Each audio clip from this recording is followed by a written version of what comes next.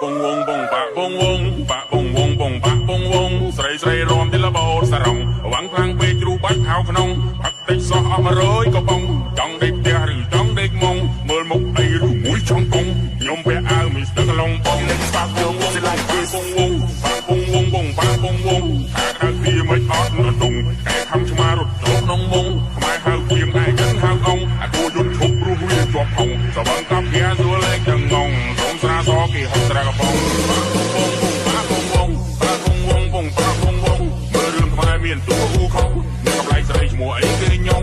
ចូលចិត្តញ៉ាំបងលហងតែពេលពុលឡានខ្ញុំថើតកងឥឡូវស៊ីគូកំភ្លេចដាក់កងរកបាត់នេះខ្ញុំឡើងវិលបង